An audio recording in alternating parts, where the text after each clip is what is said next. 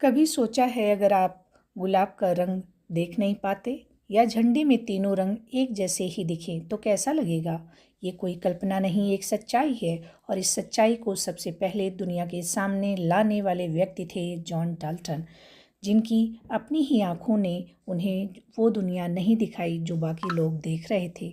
John Dalton का जन्म 1766 में इंग्लैंड में हुआ था। बचपन से ही वे बहुत ही जिज्ञासु, शांत और पढ़ाई में तेज थे। लेकिन एक बात जो उन्हें हमेशा उलझन में डालती थी वो थी रंगों की पहचान। जब लोग कहते थे यह गुलाब लाल है, डाल्टन पूछते थे कैसा लाल, क्या ये भूरा नहीं दिखता। उन्हें लाल और हरे रंग में फ़र्क समझ नहीं आता था। शुरू में लोग सोचते थे कि वो मजाक कर रहे थे, लेकिन वे रंगों को समझ नहीं पा रहे थे। पर डाल्टन को एहसास हुआ कि शायद उनकी आंखें बाकी लोगों से अलग हैं। एक दिन उन्होंने अपनी माँ और भाई के साथ कपड़ों में के रंगों पर बात की। डाल्टन को हरा कोट भूरा दिख रहा था, जबकि बाकी लोगों को वो हरा दिखाई दे रहा था। यहीं से उन्होंने इस रहस्य को समझने की ठानी। उन्हें यकीन हो गया कि कुछ लोग दुनिया को अलग रंगों में देखते हैं। उस जमाने में लैब और स्कैनर नहीं थे, पर डाल्टन ने अपने ही शरीर पर प्रयोग शुरू किया। उन्होंने यह तक कर लिया कि मरने के बाद उनकी आंखों की जांच की जाए, और हुआ भी वही। उनकी मृत्यु के बाद उनकी आंखों की जांच से पता चला कि उनमें रेटिना के रंग पहचानने वाले कोन सेल्स ही अलग हैं।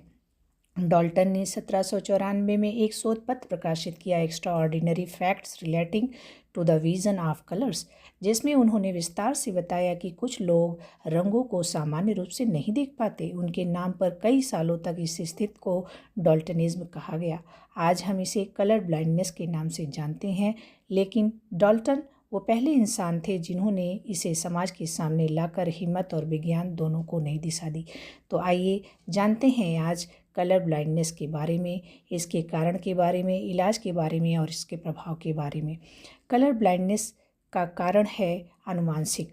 यह अधिकतर जन्म से होता है और माता पिता से अनुवांशिक रूप से आता है। पुरुषों में यह अधिक आम है क्योंकि एक्स क्रोमोसोम में दोष होता है, इसकी वजह से होता है। दूसरा कारण है आंखों की चोट या बीमारी जैसे ग्लूकोमा या डायबिटिक रेटिनोपैथी, बुढ़ापा, कुछ दवाइयों का साइड इफ़ेक्ट या फिर मस्तिष्क या ऑप्टिक नर्व अगर डैमेज हो जाए। इसके लक्षण हैं कि लाल और हरे रंग में अंतर नहीं कर पाना, नीले और पीले रंगों की पहचान में कठिनाई, रंग फीके या ग्रे जैसे दिखते हैं, ड्राइंग या कपड़ों के रंग को लेकर कन्फ्यूज़न बना रहता है, बच्चों में रंग पहचान में देरी या गलत पहचान होती है। इसका प्रभाव ये होता है कि बच्चों की शिक्षा पर रंग आधारित लर्निंग में कठिनाई होती है। कैरियर चुनने में जैसे पायलट, पुलिस, डिज़ाइन, आर्मी जैसे क्षेत्रों में रुकावट आती है। और लोग मजाक भी उड़ाते हैं, खुद के आत्मविश्वास में भी कमी आती है। रोज़मर्रा के कामों में दिक्कत होती है, जैसे ट्रैफिक सिग्नल समझना और मेकअप करने इत्यादि में।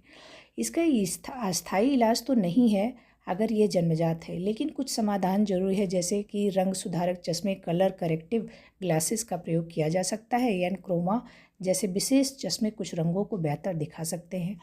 कुछ विशेष लेंस रंगों में फ़र्क करने में मदद करते हैं। और कलर आइडेंटिफायर ऐप भी आ गया है जो रंग बताने में मदद करता है।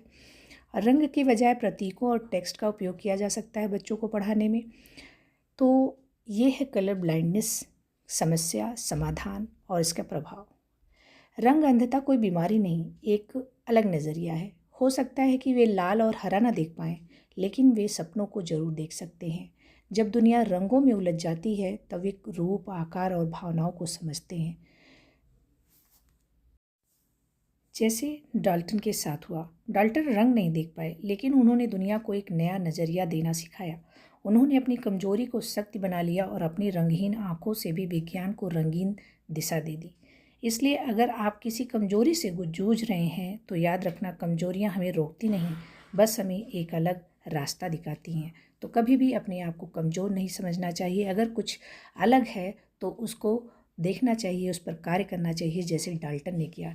डाल्टन ने उस समस्या पर कार्य किया और बाकी लोगों की समस्याओं को भी सुधारा, एक अलग दिशा दी, लोगों को जानकारी दी। तो इस तरह का पॉजिटिव अप्रोच रखना चाहिए।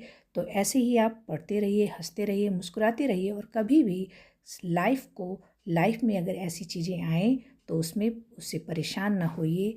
इन्हीं लोगों से हमें प्रेरणा मिलती है। तो फिर मिलेंगे हम किसी प्रेरणा स्रोत के साथ, किसी नई बीमारी, किसी नई जानकारी के साथ। तो आप पढ़ते रहिए, हंसते रहिए, मुस्कुराते रहिए। Thank you. जय हिंद। Bye bye.